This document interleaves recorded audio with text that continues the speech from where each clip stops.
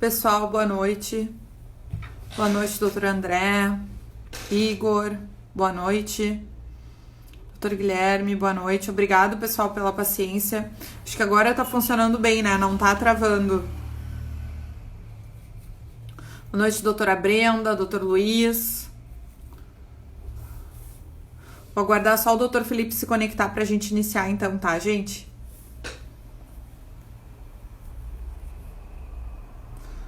Antônio Carlos, boa noite. Felipe entrou. Vamos aguardar ele se conectar conosco. Nosso convidado.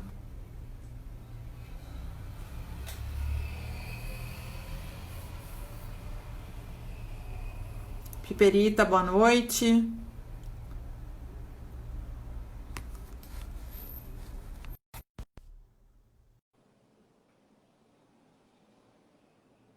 Advogando em Compliance, boa noite. Deixa eu fazer o último teste. Boa noite, Felipe. Boa noite aí. Tudo Como bem? está agora? Agora tá bem, tá tranquilo. Tá E pra bem? ti, tá bem? Para mim também. Então tá. Vamos iniciar, pessoal. Eu vou me apresentar, depois eu vou passar a palavra para o doutor Felipe, certo? Primeiramente, eu gostaria de agradecer a presença de vocês aqui conosco nessa live na terça-feira à noite, para falar sobre um tema relativamente novo, né? E interessante. Nós vamos abordar aspectos mais gerais da questão do comportamento mental e também vamos abordar, através do Dr. Felipe, a questão das penalidades quando não cumprida a legislação ambiental, tá? Então, meu nome é Maria Eduarda Gasparotto de Azevedo Bastian, eu sou advogada em Porto Alegre. Eu atuo na seara do direito ambiental e direito internacional. Sou formada pela FMP, sou pós-graduada em Direito do Consumidor pela URGS, pós-graduada em Direito Internacional também pela URGS e pós-graduada em Ética e Sustentabilidade pela FGV de São Paulo. Possuo uma consultoria ambiental, fora a advocacia, então eu atuo também com consultoria ambiental sem ser no ramo da advocacia e sou professora universitária. Atuo como professora da graduação da FADERGS. E hoje, pessoal, fui convidada pela Comissão de Compliance Nacional da ABA, da qual eu faço parte, para falar um pouquinho dessa temática. E convidei o doutor Felipe. Então, doutor Felipe, para participar como convidado conosco. Por favor, se apresente para o pessoal. Muito obrigado, Maria Eduarda. Obrigado a todos que estão nos assistindo. Te agradeço, Maria Eduarda. Agradeço a Ava também pelo convite, por essa oportunidade de trocar essa ideia hoje aqui contigo a respeito de compliance, de meio ambiente, de direito penal. Eu quero também abordar aqui alguns aspectos de análise econômica, né? Já englobando aqui na minha breve apresentação a análise econômica. Eu sou advogado criminalista, né? Aqui em Porto Alegre. Também sou membro da Comissão de Compliance da OAB-RS, do Grupo de Estudos em Análise Econômica do Direito da ESA.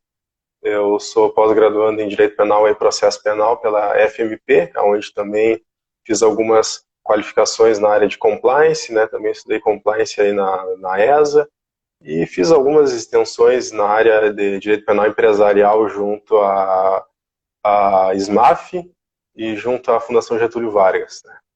Então, acho que brevemente esse é o currículo, não vou me estender muito, acho que não é o objetivo aqui fazer algo tão formal. Pretendo aqui fazer alguns apontamentos bem objetivos, críticos e práticos também com relação a esse assunto, em contraponto à minha amiga, colega, doutora Maria Eduarda, que com certeza é uma autoridade nesse tema de direito ambiental. Muito obrigada, Felipe, então, pela tua apresentação. Excelente currículo, aliás, né? E por ter concordado em participar comigo dessa empreitada. Pessoal, começando então a nossa temática, porque eu sou uma pessoa que falo bastante e o Felipe também, então vamos dar seguimento, né, à nossa live. A temática de hoje, pessoal, é o compliance ambiental. Vou abordar a questão compliance nessa seara específica do direito ambiental, explicar um pouquinho como é que ele funciona, tá? O que ele significa na área ambiental e as consequências da aplicação e para que ele serve, certo? Então, quando a gente conversa, o profissional que atua na área ambiental com pessoas do ramo do compliance, de outras áreas, e pessoas também que não são do ramo do compliance, primeiro, as pessoas não têm muita noção do que é compliance. E quando elas têm noção, por exemplo, do que significa o compliance ambiental, elas lembram bastante da questão de adequação a legislações ambientais. O que não está incorreto, pessoal, está perfeitamente correto. Mas devo alertá-los que além desse cumprimento às legislações ambientais, existe também o ponto do compliance, que é o mais importante, pessoal, que é a prevenção de riscos, certo? Prevenção de danos ambientais, riscos ambientais. Quando a gente fala em prevenção de riscos ambientais, nós temos que analisar o meio ambiente em todas as suas classificações. Não se pode apenas analisar o meio ambiente apenas no ponto do meio ambiente natural. Existem diferentes classificações com relação ao meio ambiente. Por exemplo, meio ambiente artificial, que é a cidade, por exemplo, Porto Alegre. Nós vivemos em Porto Alegre, que é um meio urbano. Portanto, o meio ambiente artificial é a cidade e tudo que decorre, tudo que está inserido dentro da cidade. Nós temos o meio ambiente cultural, que podem ser considerados, por exemplo, patrimônios históricos, patrimônios artísticos que temos na nossa cidade e também no meio rural. Então, nós temos que tomar muito cuidado com essa questão de conceito do meio ambiente e quais são os riscos, possíveis riscos que a nossa empresa pode causar ao meio ambiente, certo? Então, a gente tem que levar em conta todas essas facetas do meio ambiente. Não somente o meio ambiente natural, como nós conhecemos basicamente, que vem a ser, por exemplo, florestas, né? Natureza, áreas de paisagens, cachoeiras, certo? Pois bem, então, pessoal, o compliance, ele é adequação às legislações ambientais de uma empresa, de uma organização, para prevenção de riscos, certo, pessoal? E o compliance, ele é um componente da governança corporativa. A governança corporativa, por sua vez, ela age através de um sistema de políticas e ações dentro de uma empresa que são aplicados para que a empresa possa ter um melhor relacionamento com seus stakeholders. E aí vem a questão de que o que é stakeholder, né? O stakeholder, ele pode ser interno ou externo, e o stakeholder, ele é a pessoa interessada na evolução da empresa, no crescimento da empresa. Portanto, a governança corporativa, ela conta com esses stakeholders, com funcionários e administradores, né, donos da empresa, internos. Então, portanto, ela se relaciona através de políticas e ações com esse interno.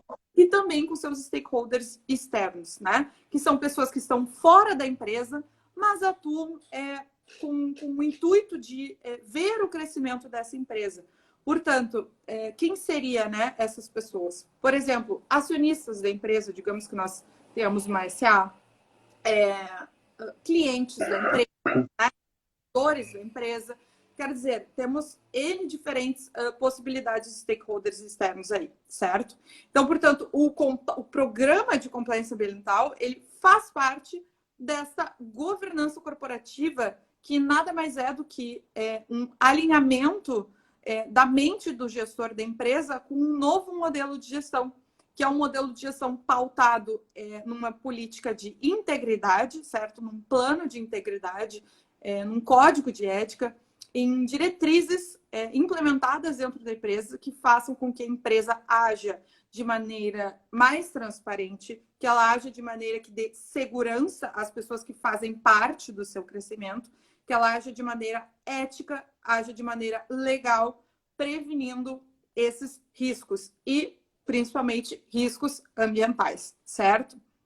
Então, como, pessoal, e como que eu aplico um programa de compliance e mais especificamente para quê? Né? Quando a gente falou, então, anteriormente da questão do compliance, até o Dr. Felipe pode, enfim, né, me interferir caso eu esteja falando demais ou muito rápido, tem a ser riscos, né? A gente só implementa o compliance para a prevenção de riscos. E existe uma coisa dentro da seara ambiental, principalmente, que eu, como advogada ambiental, sei disso, que sempre que ocorre um problema ambiental, o cliente procura o advogado. Mas isso está mudando essa cultura, né? O advogado está sendo procurado antes. A pessoa que atua com compliance não necessariamente é um advogado. O que facilita para ambas as partes, né? Claro, porque é uma prevenção. O compliance ele está sendo procurado, né, para ser implementado dentro da empresa, justamente porque ele previne riscos. E aí, se tu for me perguntar, mas quais seriam os riscos, né? Quando eu falo com o meu cliente sobre isso. Gente, existem várias áreas do risco, certo? Que eu posso prevenir com a aplicação do compliance ambiental. Por exemplo, risco operacional, acidente de trabalho, né? A gente tem até um exemplo de uma empresa que tinha um plano de compliance, mas que não aplicou corretamente e acabou causando um acidente, que foi, por exemplo, a Vale, né? Com um acidente lá. Então, com a implementação do compliance e com o cumprimento correto desta implementação, o que acontece? Eu previno esse tipo de riscos, né? A Vale focou muito na questão financeira e deixou de focar na questão dos riscos, dos possíveis danos ambientais, certo? Então, a fiscalização não foi suficiente naquela seara e, portanto, aconteceu aquele acidente. Então, com a implementação do compliance ambiental, eu previno muito esse tipo de coisa. Eu previno acidentes de trabalho, eu previno também, por vezes, né, greves dos meus trabalhadores, porque se o meio ambiente de trabalho do meu trabalhador está bom, está agradável, está acessível, né, está em condições possíveis de trabalhar, o meu trabalhador no meio ambiente dele não está se sentindo mal, não quer fazer greve, não está insatisfeito, certo? Eu tenho condições de sanitárias, né? Eu me adequo a legislações sanitárias, então tá tudo certo para aquele trabalhador tocar a vida e trabalhar numa forma melhor, certo? Ele se sente bem. A gente previne também, pessoal, por exemplo, ineficiência, né, do trabalhador, porque através do plano de compliance, a gente consegue definir especificamente qual é a função daquele trabalhador individual e em grupo. Então, muitas vezes, uma empresa ela acaba até dispensando um trabalhador por não precisar dos seus serviços, por verificar que, naquele caso, por exemplo, não há necessidade. Ou ela se aprimora, por exemplo, de descarte de resíduos, digamos assim, né? Se adequa e se aprimora, e ela não precisa de determinado trabalhador para fazer determinado serviço. Então, no caso, acaba também prevenindo esse tipo de risco econômico, certo? E, pessoal, tem riscos financeiros, por exemplo, né? Devido à imagem ruim de uma empresa, ela pode ter restrição de créditos em bancos, né? Ela pode perder investimentos, né? Ela pode perder investidores, né? Pode perder acesso a mercado. Portanto, essa é uma das partes, eu acho, até mais sensíveis, né, hoje. Sim, na verdade, a reputação da empresa, né? Basta um clique para ser perdida. Então, as empresas buscam muito o compliance, e aí vem a questão do compliance ambiental, porque elas buscam ter uma responsabilidade ambiental que elas não tinham antes. Ou elas tinham, mas só tinham no papel, tá? Então, é muito importante que, além de ter um plano de compliance no papel, né, a empresa realmente desenvolva esse plano de compliance corretamente, certo? Se adeque de maneira correta. E aí, gente, tem por diversos riscos possíveis, né? Risco jurídico, né, pessoal? De multa, né? Sofrer processo na seara civil, na seara penal, né? Então, assim, a aplicação do compliance, certo? Do programa de compliance na empresa, ele evita muito o gasto com indenizações, com multas, certo? Ele previne muito esse tipo de risco, tá? E, enfim, entre outros, certo? Então, para isso serve muito a implementação de um programa de compliance dentro de um modelo de gestão de governança corporativa da empresa, que busca essa gestão harmônica entre as áreas da empresa, uma gestão integrada, né? Uma gestão que visa se desenvolver em todos os âmbitos, né? No âmbito econômico, no âmbito social e no âmbito ambiental, né, de proteção ao meio ambiente, de não praticar danos contra o meio ambiente, certo? E aí, gente, para que o empresário, o dono da empresa, ele tenha essa noção de aplicação do programa de compliance ambiental, ele precisa primeiro saber que ele vai mudar o paradigma dentro da empresa, né? Ou seja, ele vai seguir diferentes diretrizes que ele não seguia antes e ele vai mudar vários processos de gestão dentro da empresa, ele vai passar a monitorar cada vez mais, ele vai buscar alinhar todas as áreas, ele vai precisar, né, pessoal, capacitar os seus funcionários, pessoas que estejam relacionadas à empresa, funcionários administradores, né, do baixo ao alto escalão, e também pessoas externas que participam da empresa de alguma forma, inclusive os fornecedores, se necessário, certo? Então, primeiro, o empresário ele tem que internalizar essa noção de mudança de paradigma. Depois, pessoal, ele tem que fazer esses treinamentos, né, com o seu funcionário, todas essas pessoas. E o principal, ele tem que ser completamente avesso ao greenwashing. Alguém ouviu falar do greenwashing? Vocês conhecem esse termo? Felipe, tu conhece esse termo? Esse termo aí eu não acho que não conheço, não. Então, o greenwashing, ele é a soma do green, que é a palavra verde em inglês, com whitewashing. O que seria whitewashing? Encobrir, certo? Branquear, tá? Somados esses dois termos, dá esse termo greenwashing. O que seria isso? É quando a empresa, ela pratica determinadas condutas através do marketing dela e das suas relações públicas, certo? Para vender uma ideia do seu produto ou do seu serviço que não é real. Com relação a condutas de sustentabilidade, condutas consideradas condutas verdes, certo? Portanto, por exemplo, eu insiro na minha embalagem do meu produto um selo que significa que ele não é transgênico, quanto na verdade ele é transgênico. Eu faço uma embalagem toda verde e coloco ali que a minha embalagem é reciclada, mas na verdade ela não é reciclada, tá? Então eu minto para o meu público, né, para o meu consumidor sobre aquele produto, sobre o meu serviço, eu minto, certo? Eu minto que eu estou indo entregar uma comida de bicicleta para o meu consumidor final, e na verdade eu estou indo de carro, mas eu minto que eu vou de bike, ou seja, é uma política enganosa, certo? É uma propaganda enganosa de um produto ou serviço no que tange a condutas consideradas condutas verdes, tá? Então, isso é bastante praticado, certo? Atualmente, por grandes empresas. Isso está sendo cada vez mais observado e dando, né, as devidas penalidades. Depende do país também, né? Então, depende das ações. Mas, pessoal, a empresa ela tem que ser contrária a isso, certo? Ela não pode aplicar esse tipo de coisa se ela quer inserir um programa de compliance ambiental, ok? É completamente contra a questão ética e moral da questão do compliance, tá? E do programa de integridade a ser aplicado dentro da empresa, ok? Então, pessoal, quando eu tenho toda essa noção, quando o empreendedor ele tem essa noção, o que acontece? Ele vai definir junto com a pessoa que está fazendo o programa de compliance, qual é a meta com relação à questão ambiental do programa de compliance. Qual é a meta final. E aí, a partir da meta final, eu, pessoa que vou fazer esse programa de compliance, eu vou pegar tudo que abrange essa meta e, além do que abrange, eu vou pegar as prioridades.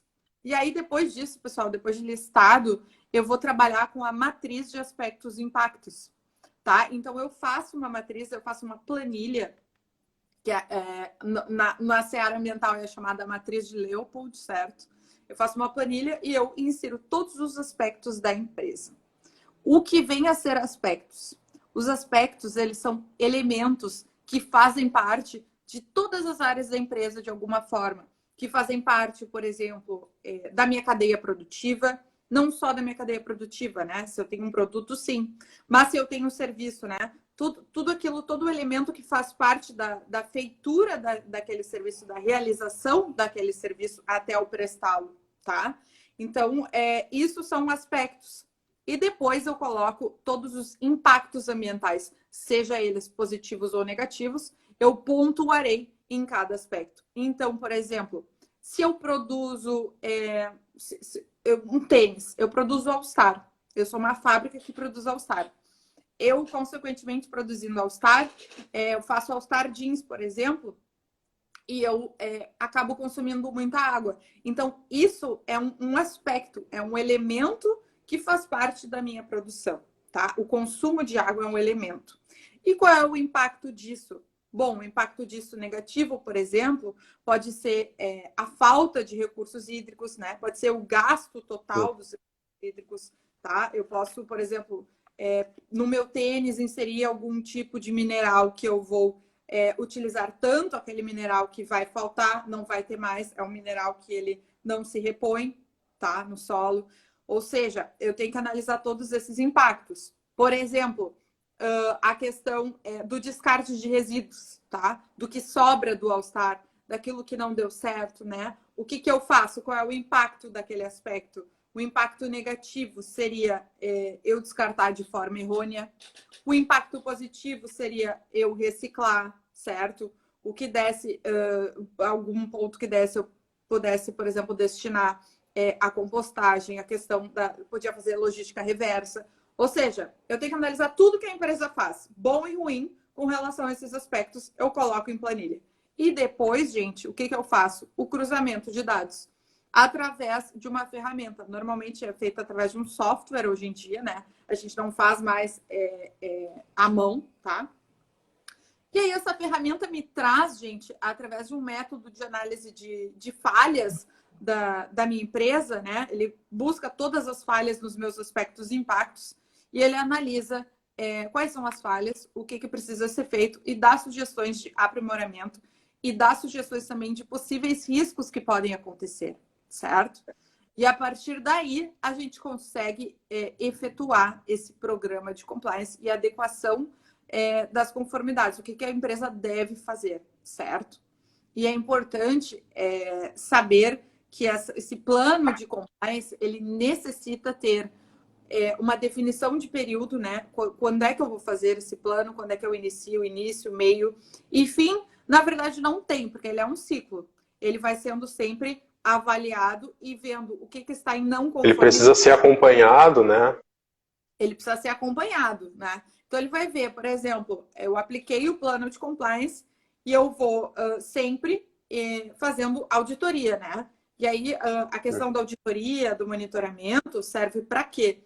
Ela pode ser voluntária ou compulsória, né? Através de um órgão fiscalizador, se compulsória e voluntária através da própria empresa mesmo, de forma interna ou externa, se essa empresa decidir contratar terceiros, né? A auditoria, ela é feita, é um processo objetivo, um processo sistemático, que analisa toda a seara da empresa, tudo o que aconteceu, né? A gestão num total. Além disso, é algo periódico, portanto, eu analiso periodicamente para ver o que se adequou, o que não se adequou, por que o que não se adequou, e faço um novo plano para aquela parte da empresa que não conseguiu se adequar.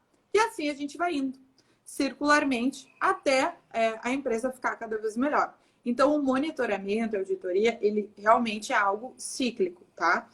Dentro da seara ambiental, ele não para. E aí, pessoal, a gente tem também outro ponto bem interessante, que é porque, né, que a empresa ela se adequa, ela faz todas essas adequações, principalmente com relação às legislações, tá? Porque as empresas, pessoal, elas estão buscando cada vez mais responsabilidade ambiental, certo? A empresa, ela não é mais vista com bons olhos se ela não tem responsabilidade ambiental. Muitas vezes, para abrir um IPO na Bolsa de Valores, ela precisa ter todas as adequações no que tange as legislações ambientais. Ela precisa Já ia fazer esse gancho com relação, desculpe te interromper, com relação às empresas de capital aberto, né, em virtude da volatilidade que as ações acabam tendo, em virtude de um ou outro comportamento que elas têm com relação a respeito ao consumidor, à concorrência, aspectos ambientais. Eu acho que nesses exemplos é que é possível de um empresário eventualmente conseguir visualizar com maior exatidão o custo-benefício que ele consegue obter e as vantagens que ele consegue obter enfrentando o custo de implementação de um programa de integridade. Com certeza, porque a partir disso ele vai ter a noção. Porque o que acontece, né, Felipe? Quando a gente implementa o compliance ambiental, para que implementa? Para ter a responsabilidade ambiental. Mas mais do que isso, para ver os benefícios gerados a partir do programa de integridade, né, da implementação do código de ética, para ver a sua empresa crescer através do âmbito do desenvolvimento sustentável, né, que vem a ser os 3 tópicos: a economia. Então, a economia conta muito nesse ponto, né, porque a empresa acaba sim economizando, né, com despesas processuais e multas, né, administrativas. Com certeza.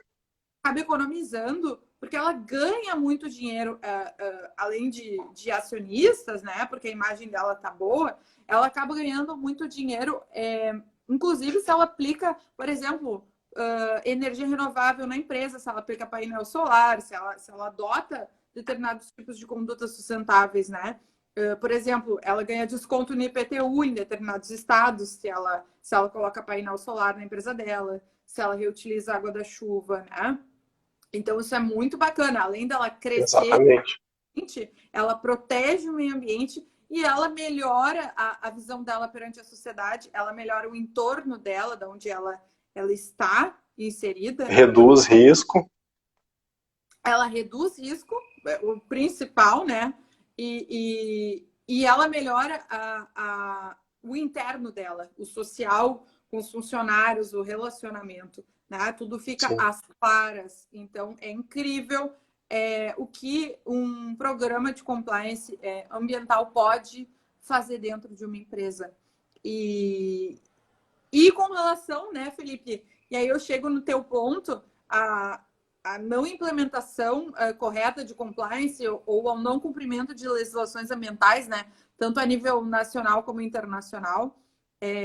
Queria te ouvir um pouco sobre todas essas questões de não cumprimento, o que isso gera, né, quais são as consequências advindas jurídicas, né, disso. E não só jurídicas, né, mas também mercadológica. Exatamente. Então, a gente tem um ponto muito interessante com relação a esse aspecto do compliance ambiental e, consequentemente, do não compliance, né, da não adoção de um programa de integridade e, por via de consequência, da violação de algumas regras ambientais, e algumas delas são consideradas ilícitos penais, né, é porque justamente o meio ambiente é o que atrai a responsabilidade penal para a empresa. O nosso ordenamento jurídico, ele prevê responsabilidade penal para a empresa somente em aspectos ambientais, né?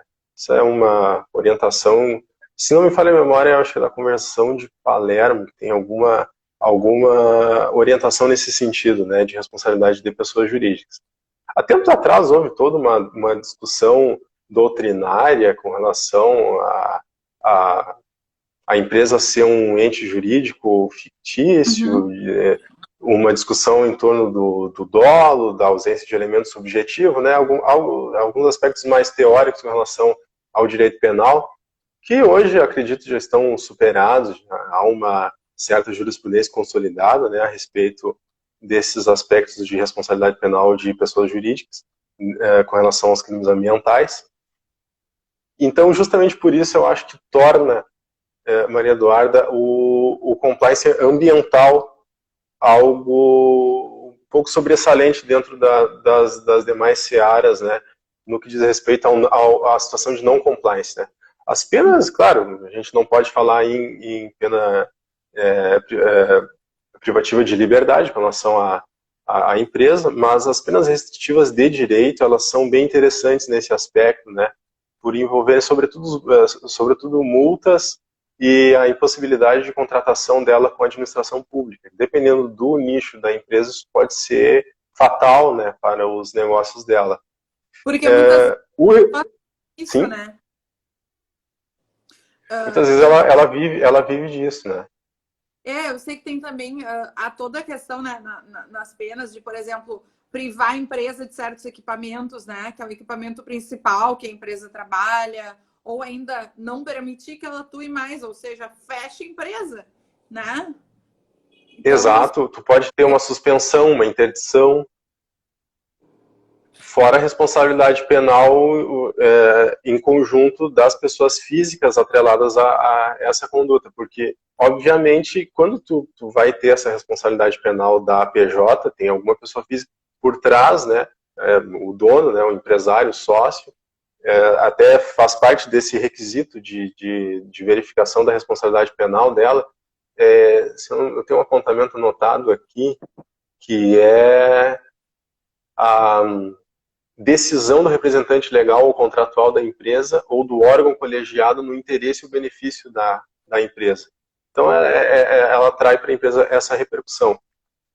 O que fazendo uma análise ampla, assim, analisando de longe essa situação toda, a gente verifica, fazendo um estudo da temática dos crimes ambientais, que os dados mais relevantes, mais importantes em termos de infração penal ambiental, ela está muito ligada com a atividade econômica.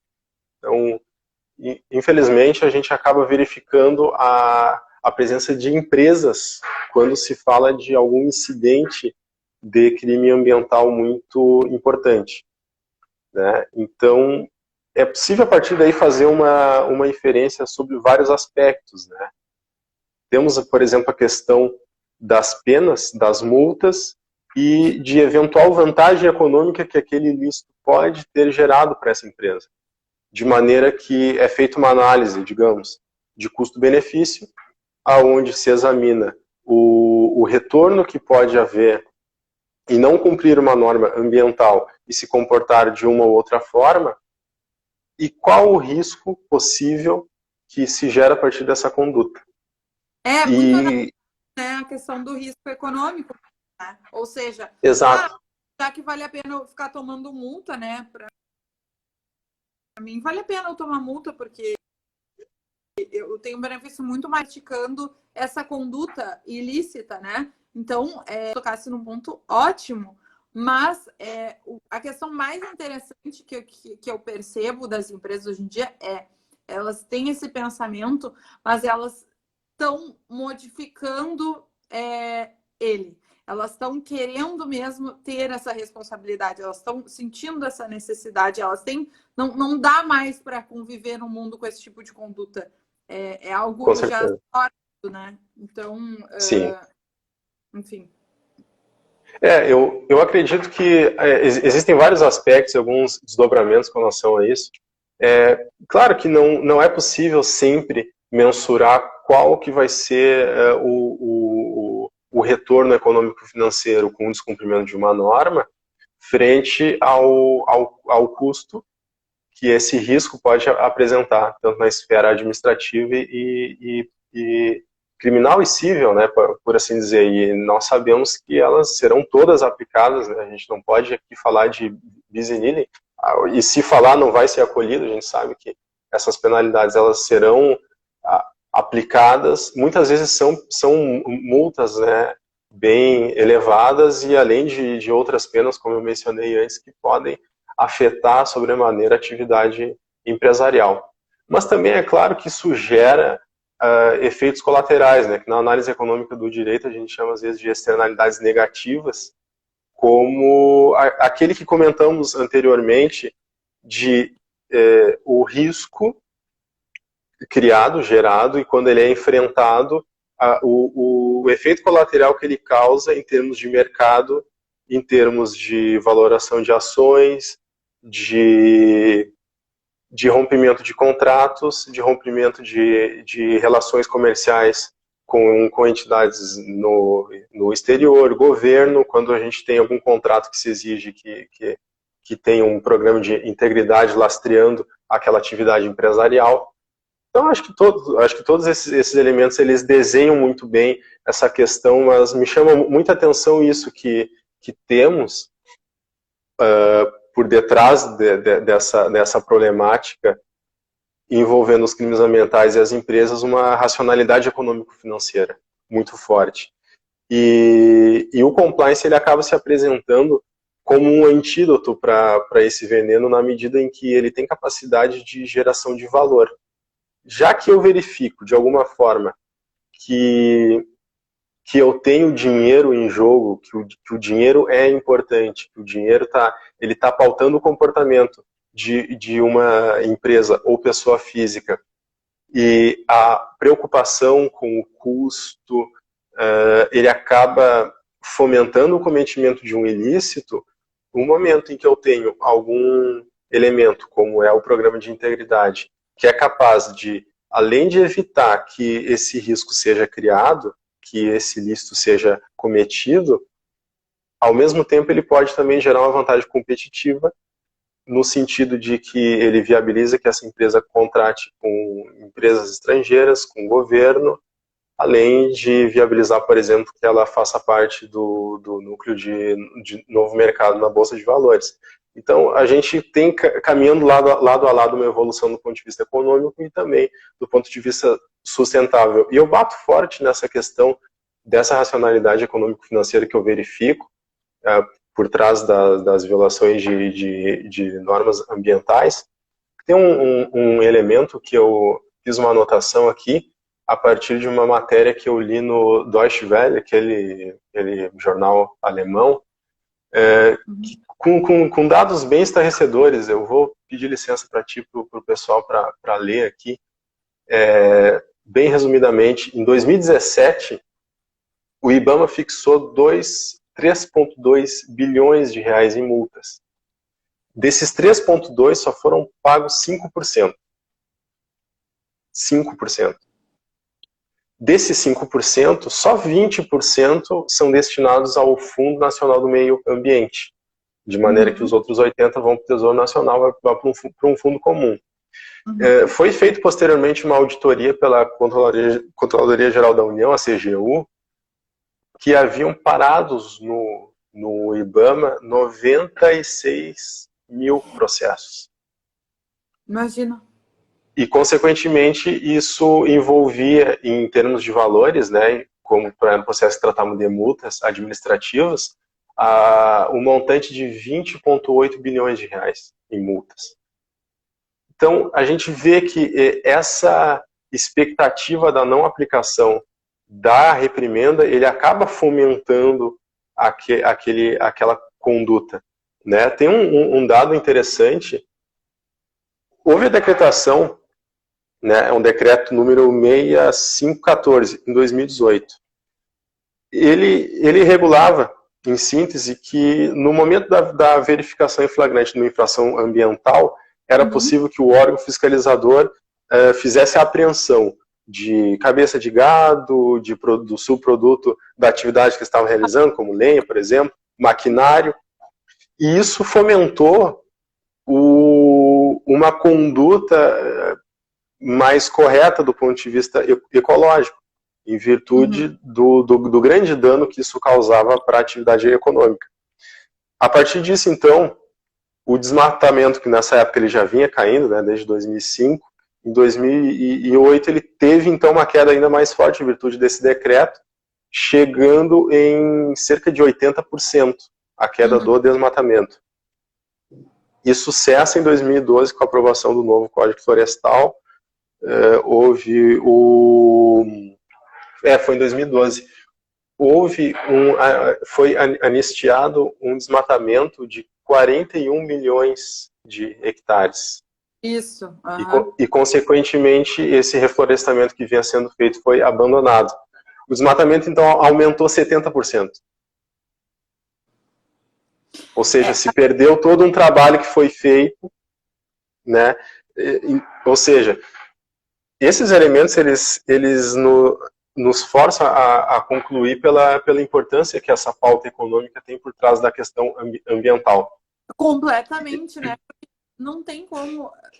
Primeira coisa, né? A gente vive num mundo capitalista, não tem como ignorar isso, né? A gente vive de empresas, a gente vive de prestação de serviços, a gente vive de tudo isso. Nós estamos inseridos nessa sociedade e não temos como o empresário, né? Ele faz parte da sociedade, assim como todas as outras pessoas, e é o ganha-pão dele. Então, não tem como a gente ignorar a questão econômica, a questão de custos. Isso está fora da realidade, certo?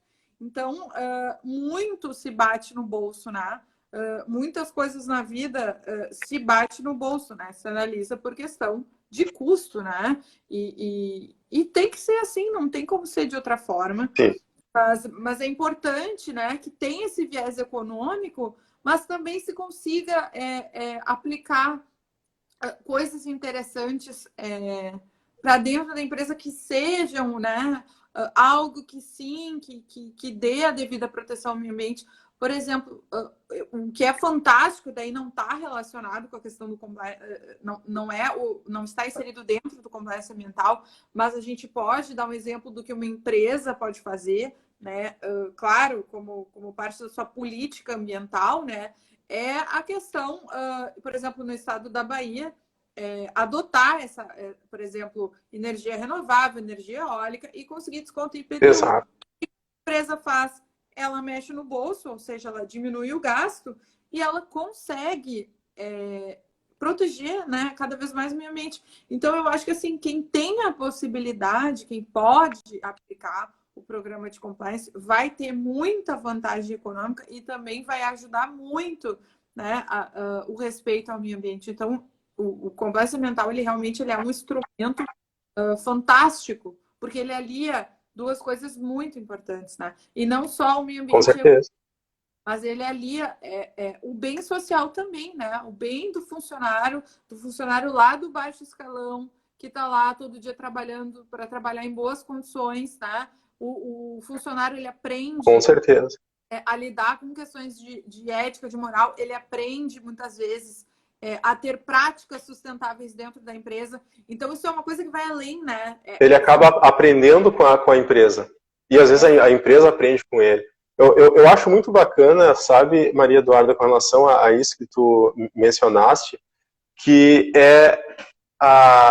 não é nem, às vezes, o objetivo último do programa de integridade, mas o momento em que eu vou fazer a implementação dele, eu me valer de instrumentos de gestão, de melhor aprimoramento da minha empresa, de conhecimento da minha empresa, de arquitetura do processo gerencial, de como ela funciona, eu passo a identificar vantagens, desvantagens, ruídos de comunicação, gargalo de produção, eu concentro dessa atmosfera algum problema que antes eu não tinha visto, que antes a minha gestão não tinha apresentado.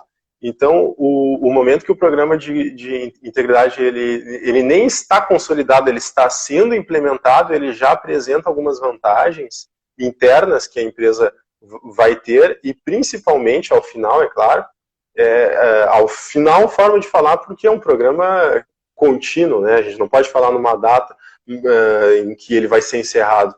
Ele vai ser implementado, né? E a partir dali vai haver um acompanhamento, um aprimoramento dele.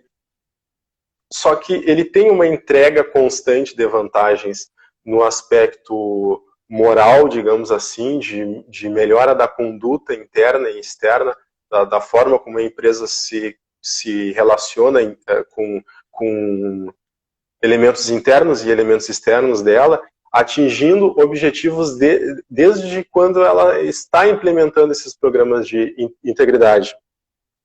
E, sobretudo, com relação ao nosso tema de direito de crimes ambientais, eu vejo duas formas de atingimento visando a solução digamos, desse desafio de cumprimento das normas ambientais. Eu posso falar, do ponto de vista do direito penal, de crimes ambientais de duas formas. Ele pode ser cometido de forma dolosa ou não, né? E na dolosa de forma com dolo direto ou com dolo eventual. Por trás dessa questão do dolo, da intenção, é certo que na maioria das vezes em que se fala de crime ambiental cometido por empresa, a gente vai ter essa ação pautada por uma racionalidade econômico-financeira. Uhum. Por outro lado, quando a gente fala de culpa, de ausência de intenção em realizar algum ilícito, é possível sim, em alguns aspectos, falar de desconhecimento. E a gente sabe que, aí entrando numa questão mais teórica dos crimes empresariais como todos, eles geralmente são normas penais em branco, né? Então, eu preciso me socorrer de órgãos de IBAMA, de Bacen, de Comissão de Valores Mobiliários, eu preciso de CAD, eu preciso me socorrer de outras instituições que me orientem, que me deem algumas orientações, algumas normas, algumas resoluções e regulamentações que, em complemento com a norma penal, orientam a conduta que eu devo seguir, ou a conduta que eu não devo realizar.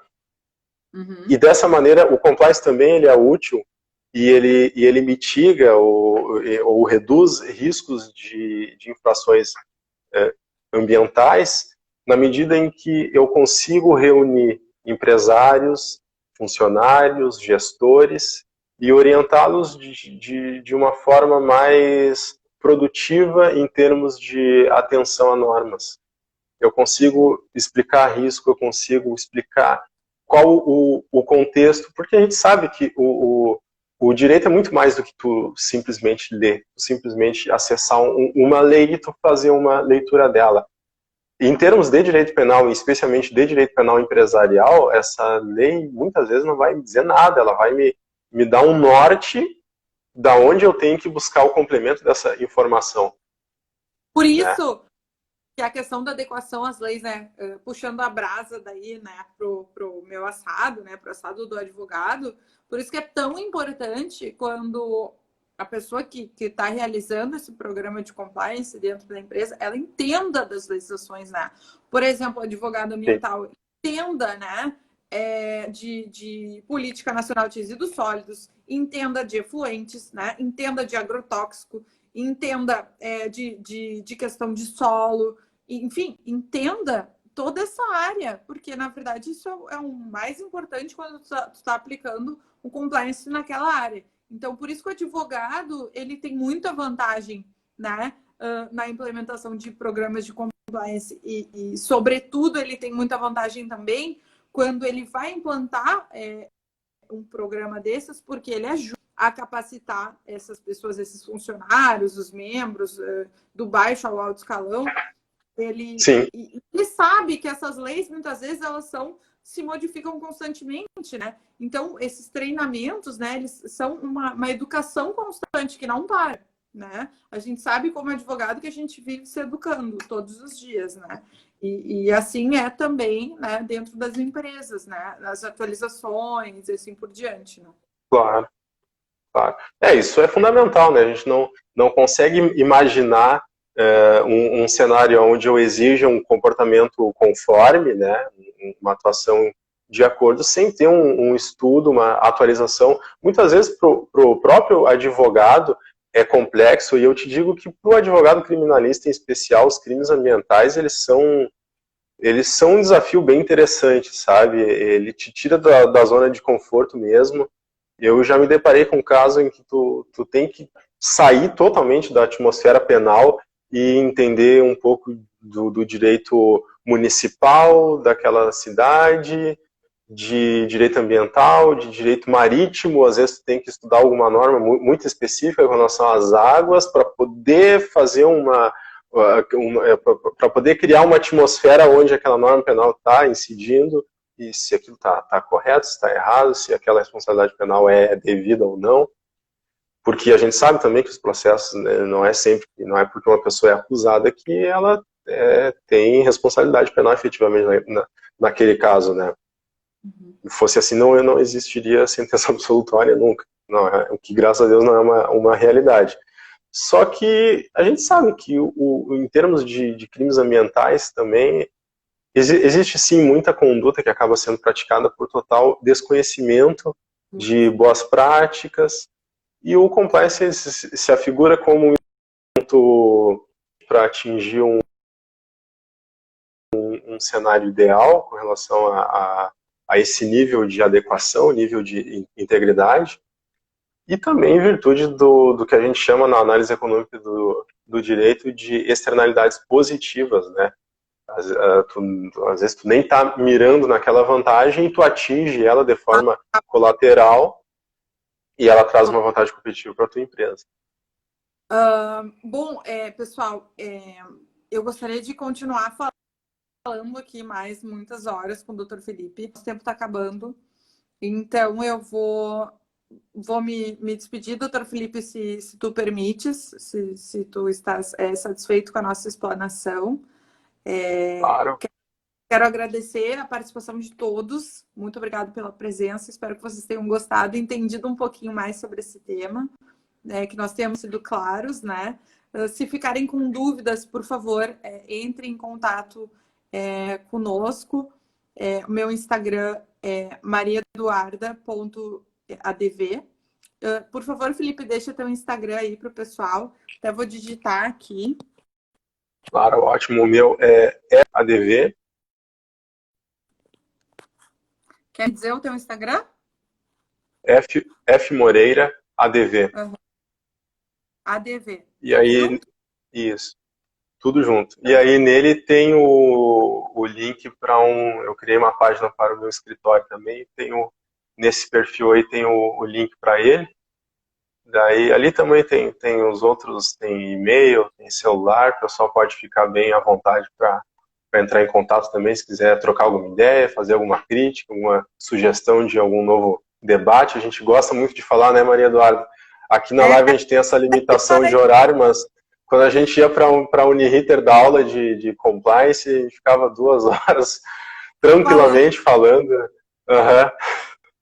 Sem parar. Mas, pessoal, eu também ali, esse é meu Instagram, se vocês quiserem darem uma olhada na minha consultoria ambiental, Mega Consult Ambi, vou deixar aqui também.